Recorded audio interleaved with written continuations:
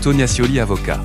Un savoir-faire reconnu dans l'assistance aux entreprises en difficulté. Entreprendre est un risque. Échouer n'est pas faillir.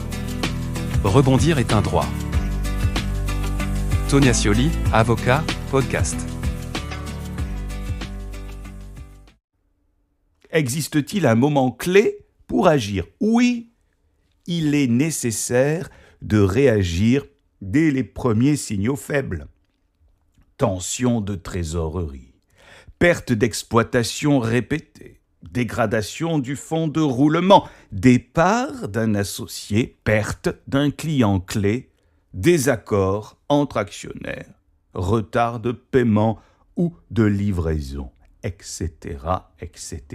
Ce sont autant d'alertes, de signaux faibles qui doivent inciter à consulter. Ce monde est compliqué pour le chef d'entreprise, car il est plus en mutation qu'en évolution. Et ce moment de détection des signaux faibles est crucial, car c'est là que l'on peut encore agir sans contrainte, sans publicité, sans procédure lourde et invasive. Les outils de prévention sont puissants, mais perdent de leur efficacité si l'on attend trop.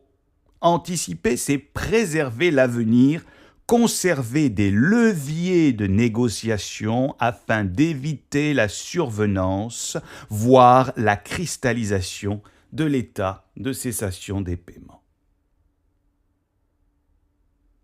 La procédure amiable, mandat ad hoc ou conciliation, est-elle un bon outil de rebond ? Oui, sans aucun doute. La conciliation, par exemple, est confidentielle, rapide, souple et parfaitement adaptée aux PME.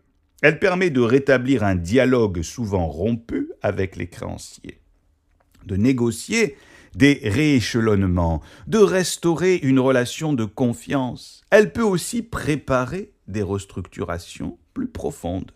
Cession partielle, refinancement, entrée d'un investisseur, elle ne stigmatise pas et reste maîtrisée par le dirigeant. Mieux encore, elle peut aboutir à un accord homologué qui suspend les poursuites et rassure les partenaires. C'est l'exemple parfait d'une justice commerciale au service du rebond. Et si la conciliation échoue ? Elle n'est jamais inutile. Même lorsqu'un accord formel n'est pas trouvé, la conciliation permet de faire un diagnostic complet, de cartographier les enjeux, de tester la bonne volonté des créanciers, de structurer des propositions. Elle prépare parfois une procédure de sauvegarde ou un pré-PAC cession.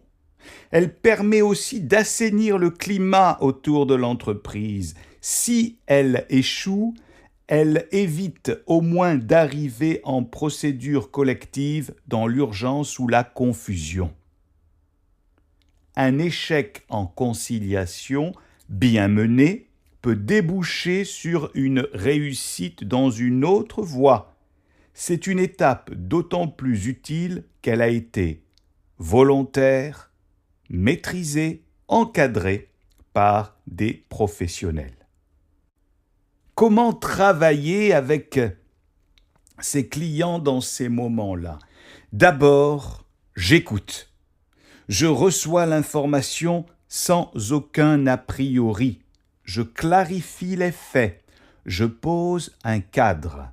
Ensuite, je hiérarchise les urgences. Dette sociale, impayés bancaires, relations avec les fournisseurs. Puis, je bâtis une stratégie, amiable si possible, judiciaire si nécessaire. Mon rôle est de sécuriser le présent tout en préparant un avenir plus pérenne. Je travaille avec l'expert comptable, avec les partenaires de confiance du dirigeant. Je protège ses intérêts personnels. Le rebond passe par des outils juridiques, mais suppose une attitude du dirigeant.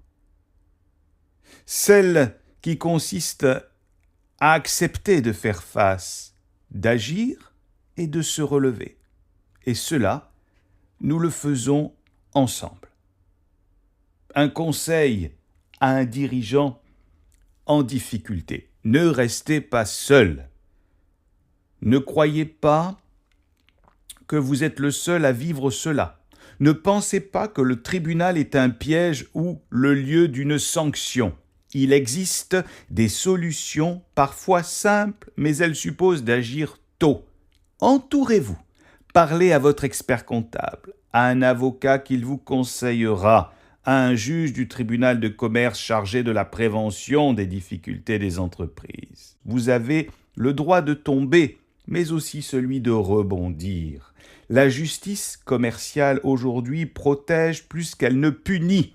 Le rebond se construit dans l'action, pas dans l'attente. Et souvent, une première main tendue suffit pour retrouver l'énergie d'avancer.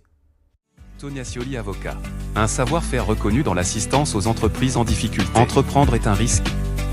Échouer n'est pas faillir. Rebondir est un droit. Tonia Scioli, avocat, podcast.